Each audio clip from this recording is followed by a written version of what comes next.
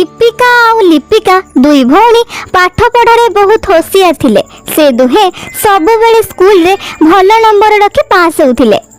मते तो बड़ है आईपीएस ऑफिसर हबार अछि आउ मते तो डॉक्टर हबार अछि। से दुई जन को पाठ पढ़िबा पई बहुत भल लागुथिला, किंतु से दुई जन को सपोर्ट करिबा पई तांको घरे केवल तांकर मां थिला। हाँ हाँ मो पिला माने मन देकी पाठ पढ़, दिने देखिबो तुम दुई जनकर स्वप्न निश्चय पूरा हबो। थाउ थाउ निर्मला, काई से माननकु बेकार कथा गुडा सिखौछ। अरे एमिति रे भी एमाने पाठ पढ़ी करिवे कोन? मु तो कहूची एमाननकु रोसई बास काम सिखाओ, काली जेते बेले सासु घर को जिवे काम रे आसीबो।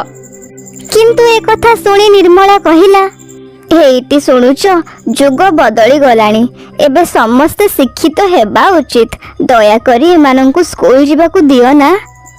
निर्मला अनेक थर अनुरोध करिबा परे तांको बापा तांको स्कूल पठाउथिले। से दुई भौणी स्कूल रे भल पाठ पढुथिले, सबु बेले प्रथम हेउथिले। एमिति ही समय बितिला आउ दुई भौणी युक्त दुई पाठ पूरा करि नेले। जेमिति तांकर 18 वर्ष पूरा हैला, से दुई जनकर बापा कहिले, एबे यांकर बाहागर करिबाकु पड़िबो, बर पात्र खोजिबाकु पड़िबो।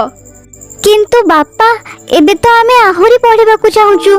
हाँ बापा आमे पाठ पढ़िबु। आउ तार किछि दिन परे ही निर्मलार हाई बीपी जगु रक्त शिरा फाटी मृत्यु होइगला। एमिति ही समय बितिला। 2 मास परे नंदुर बड़ भाई तांको घर को आसिला। अरे तू ही तो झियो मानंकु कुआरी रखिचु, हेले आम गाँ रे तो सबु झियोंकर बाहागर हो गलानी। एबे देखिलु यांकर माँ भी नहीं।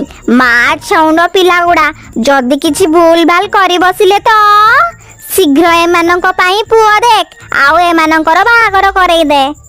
निज बड़ भाईर कथा सुनी नंदू सेमानंक पई प्रस्ताव देखिबा आरंभ कला। आउ तापरे गोटिए परिवार रे दुई भौणीकर बाहागर ठीक करिदेला। हेले बापा एमिति हेले तो आम स्वप्न अधारे रही जिवो, आमे बाहा है कि कोन करिबु? नाई लिपिका सेमिति भावना, एमिति भी अनेक झियो अछंती जो माने बाहागर परे पाठ पढुछंती। आमे भी बाहागर परे पाठ पढिबा आउ सरकारी चाकरी करिबा, ठीक अछि?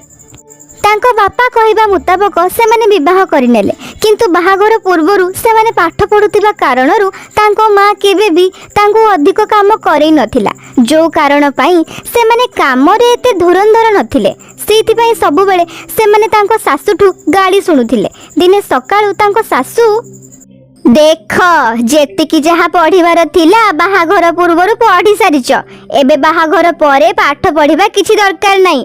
आम घरे से सब चालेनी, बेकार कथा गुडा छाड़ आउ घर संभाळ चुपचाप। हाँ किंतु सेमानंको मनरे तो किछि अलगा ही चलीथिला। 2 दिन परे सेमानंको सासु बिनोदिनी ता सांग बंदिता घर को जाए। लिपिका सासुमा घरे नाहंती, चल जल्दी जाई यूनिवर्सिटी रे फॉर्म पूरण करी आसीबा। हाँ हाँ एइटा ही ठीक रहिबो। से दुहे यूनिवर्सिटी रे जाई फॉर्म पूरण करी आसंती, आउ आसिला बेलको बही भी नहीं आसंती। से माने बही गुड़िक तांको बैग रे लुचेई देले, किंतु जेते बेले से माने घर को पहुंचिले से माने देखिले तांको सासु तांको सामने रे छिड़ा हिची। कुआडे जाइथिलो तुमे दुई जण? अब माँ आमे मार्केट जाइतिलु किछि जिनिस किनिबा पई। अच्छा देखैलो कोन आनिचो? किंतु सेतिकी बेले ता सासुर सांग ताको अष्टम प्रहरी देखिबा को डाकी निए। बिनोदिनी ता सांग साथी रे चली जाए, आउ एमिति भाबरे दुई भौणी बंची जांती। से दुई जनक स्वामी सब बेले ऑफिस काम रे घर बाहर ही रहउतिले, सेति पई दुही को निज निज रूम रे बसी पाठ पढ़िबा को चांस मिली जाउतिला। एबे से दुई जन दिन राति परिश्रम करबा आरंभ कर देले। आउ सेपटे नंदू दुई झियोंको बाहागर पई बहुत गुडाए करज करि देइथिला, जहा को न सुझी पारिबा कारणरु जमीदार ता जमी जागा हड़प करि नेला। आउ ता घर को भी निज नारे करी ताको घर बाहर करि देला। झियो माननकु बाहा दबाकु जाई आजि मु फुटपाथ को चली आसिली। आउ सेपटे दुई भौणी तांको स्वप्न पूरा करबा को लागि पड़िले। एका सहित ही से माने गर्भवती भी होई गले। आउ एमिति ही दिने जेतेबेले तांकर एडमिट कार्ड आसिला ସେତେବେଳେ ଡାକବାଲା ତାଙ୍କର ଏଡମିଟ୍ କାର୍ଡ ଶାଶୁ ହାତରେ ଧରେଇ ଦେଇ ଚାଲିଗଲା। ଆଚ୍ଛା, ତ ତାହେଲେ ଏମାନେ ଲୁଚି ଲୁଚି ପାଠ ପଢୁଛନ୍ତି। ମୋ ପୁଅ ମାନଙ୍କୁ ଏ ସବୁ କଥା କହିବି, ତେବେ ଯାଇ ସେମାନଙ୍କୁ ଉଚିତ ଶିକ୍ଷାଟା ମିଳିବ। ସନ୍ଧ୍ୟା ବେଳକୁ ବିନୋଦିନୀ ଏକଥା ତା ପୁଅ ମାନଙ୍କୁ କହେ। ପାଠ ପଢିବାର ନିଶା ଚଢିଛି ନାଇଁ? ପାଠ ପଢି କଣ ମୋ ମୁଣ୍ଡ ଉପରେ ଥେଇ ଥେଇ ହେଇ ନାଚିବ? ନାଇଁ, ଆମେ ପାଠ ପଢି ସରକାରୀ ଚାକିରି କରିବାକୁ ଚାହୁଁଛୁ। ଆରେ ତୁମେ ଦୁଇ ଜଣ ପାଗେଳି ହେଇଯାଇଛ।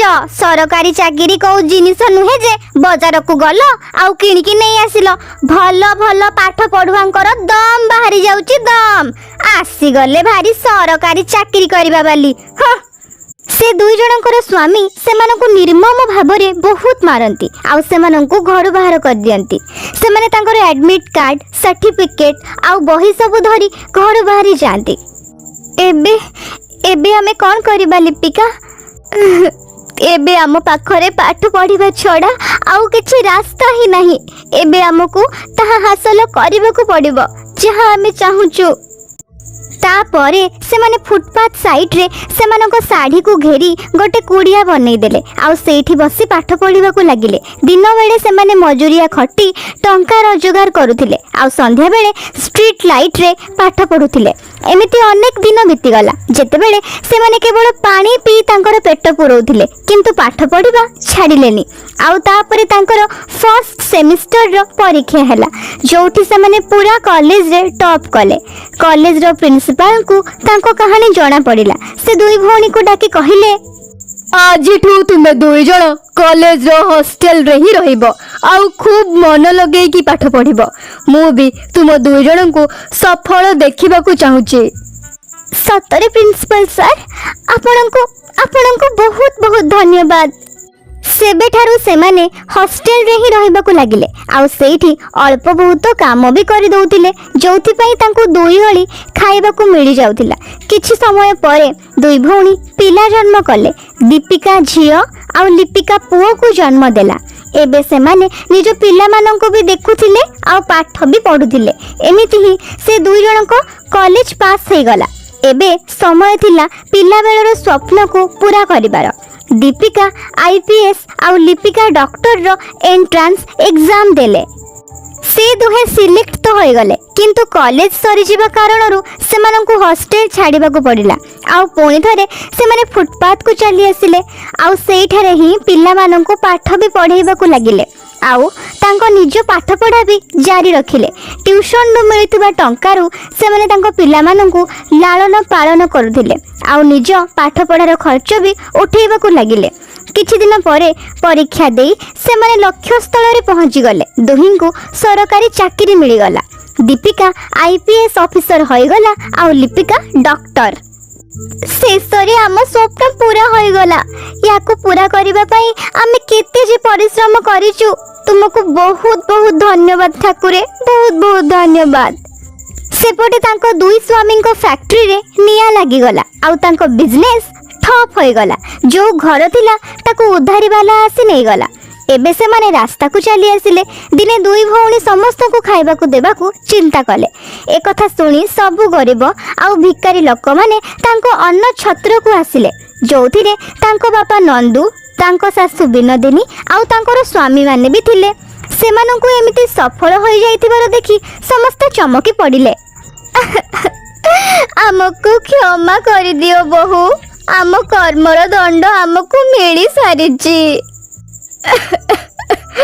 ଏମାନେ ତ ମୋ ଝିଅ, ମତେ କ୍ଷମା କରିଦିଅ ମୋ ଝିଅ ମାନେ।